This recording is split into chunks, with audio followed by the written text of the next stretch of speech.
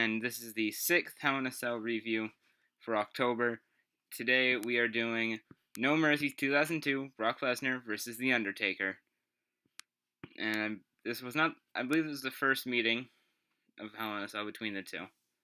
Obviously the second one comes in 2015, and I do go over that one later. But this is two of SmackDown's best. Seems fitting as today SmackDown hits its 1000th episode, so it seems fitting that we'd go off of two of SmackDown's greatest. Brock Lesnar was the undisputed champion going into this and had just signed a contract being exclusive to SmackDown, meaning that Undertaker, who had just won a number one contenders match on Raw, had to switch brands as well. They met in Unforgiven, but it ended in a double DQ, so Stephanie McMahon decided that the two would meet here inside Hell in a Cell. Sorry, I just had to clean something off my laptop. Anyway, the match, both men came out. Lesnar with Paul Heyman, Undertaker probably on his motorcycle. Alright. It starts off with the two exchanging blows until Lesnar hits a power slam for a 2 count. That was fast. Lesnar then brings Undertaker into the corner and body thrusts him. He does that thing where, I don't know how to show it.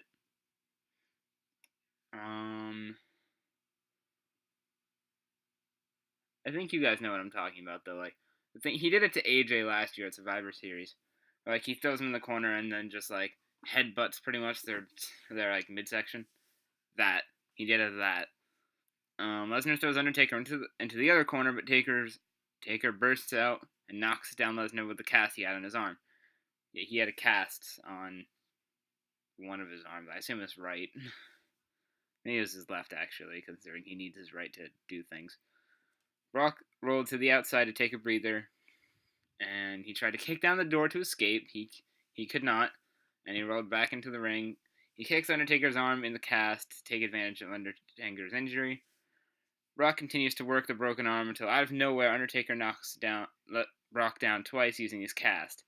Brock is now bleeding, so Brock bladed after that hit, right from the forehead, as he rolls out of the ring, but Undertaker followed him. Taker continues to use the cast as a weapon, as you probably would, if you had one of those things. I mean, hey, Lex Luger, he used his finisher with a metal plate in his forearm. Even as a face, he did that. Undertaker threw Brock into the ring steps. He then tossed him into the cell, repeatedly, and then clotheslines him. Undertaker drags Lesnar's face across the steel. Ow. Everyone should know, most people who've seen a Hell in a Cell knows what that image is. He, takes him and just, literally puts his face against the fence and then just drags it. It's, really nasty, but I don't think it actually hurts that much. I don't really know. He then lands his leg drop on the apron. He laid Brock down in the ring with his head coming outside the ring, and then the Undertaker does his little run and then hits a leg drop on him, which is very dangerous for a 300-pound man to land on you, right on your head and neck. Taker then climbs to the top rope and lands a leg drop on Lesnar, pinning him for the 2 count. Undertaker then tosses Lesnar again into the cell. Paul Heyman begins to shoot his mouth off, as he does, from outside the cell. Undertaker big boots Heyman, busting him open. How? Taker then grabs Heyman by the tie and charges him into the cell. Lesnar tries to tackle Taker from behind, but he misses and hits Heyman. So now not only is Lesnar bleeding, Paul Heyman is bleeding. I would not be surprised if Heyman, said straight up, I want to bleed in this match, just because he was the former, boss of ECW. Taker then tries to go after Lesnar, but Lesnar tosses Taker into the cell. Lesnar then picks up Taker and slams him into the ring post, then back into the cell again. Heyman gives Lesnar his belt. They tie Undertaker to the cell using the belt. Undertaker then beats down Undertaker. Lesnar grabs a chair from the ring. He hits Undertaker's broken arm with it multiple times. Ow. Brock then tries to rip off the cast. Undertaker managed to fight away from him. Lesnar throws Taker into the cell once again, and then tries to rip the cast off again. Taker then kicks Lesnar in the face to break away. Lesnar tosses Taker into the ring and finally gets the cast off. Brock then works on Taker's broken arm. He then places Undertaker on the top rope. Lesnar hangs up onto the roof of the cell and begins to kick Undertaker. What? What? How? Undertaker low blows Lesnar and then tosses him off the top rope. Taker then hits a diving elbow and then he pins Lesnar for another 2 count. Ooh, lots of 2 counts in this one. Undertaker then delivers the big boot to Lesnar to knock him off the apron into the cell. Taker then connects with a suicide dive onto Lesnar. That is a rare occurrence to see the Undertaker do a suicide dive. Normally he does actually the thing where he jumps over the top rope might be considered a suicide dive. Well, he doesn't do it anymore anyway, but the thing he did back then, or pretty much the thing he did before 2011, that he did that. Lesnar, Undertaker tries to lift the steel steps but can't because of his broken arm. Lesnar then throws Taker into the cell and clotheslines him. Lesnar then picks up the stairs and hits Taker with them, right in the head. Now Taker is busted open as well. So now both Lesnar and Undertaker are bleeding, as well as Paul Heyman. Oh boy, Lesnar then hits Taker with the stairs yet again. Taker then goes back into the ring and tries to fight back, but Lesnar hits a spine buster for another 2 count. Undertaker begins to fight back, again hitting a clothesline, knocking down Lesnar. Undertaker tries old school, why would he try that?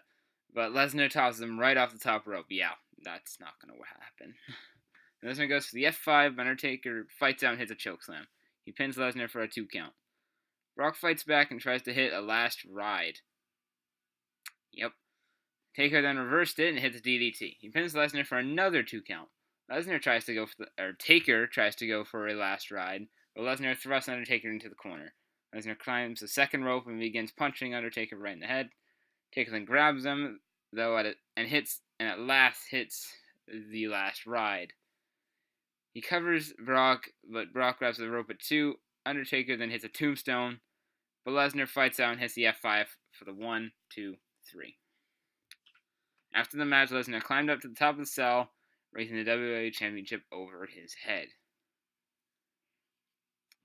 That's a lot to go over right there. That's probably one of the best cell matches of all time. Apparently, it was ranked number 1 by WWE Magazine as the best match of 2002. And obviously, their 2015 iteration was good. It's pretty good, but this one was much better, at least in my opinion. We'll get to that one when near the end of the month. But when am I going to rank this out of 10?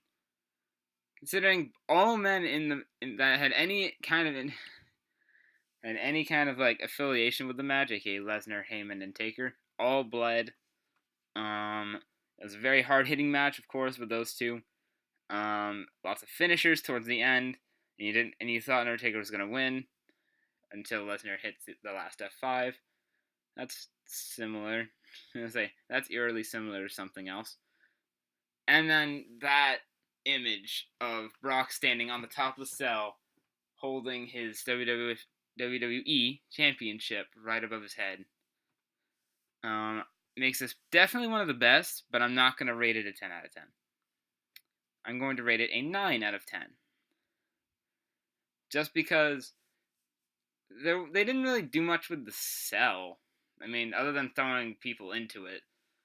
They didn't, matches in the past, usually went outside the cell or something like that. I believe all matches that I've done, except for Big Boss Man and Takers, have done something that involves being outside of the cell.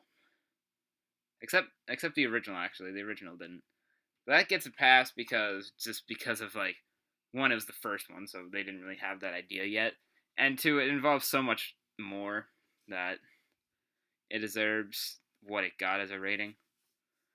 But anyway, I'm going to rate this a 9 out of 10, simply because it was a very hard-hitting match. It was a very good match. And the final image of Lesnar holding the championship over his head at the top of the cell, plus all men bleeding, but it's not perfect because of the lack of cell use. So, that's going to be it for my review. If you enjoyed, like, comment, and subscribe, and I will see you guys tomorrow. Goodbye.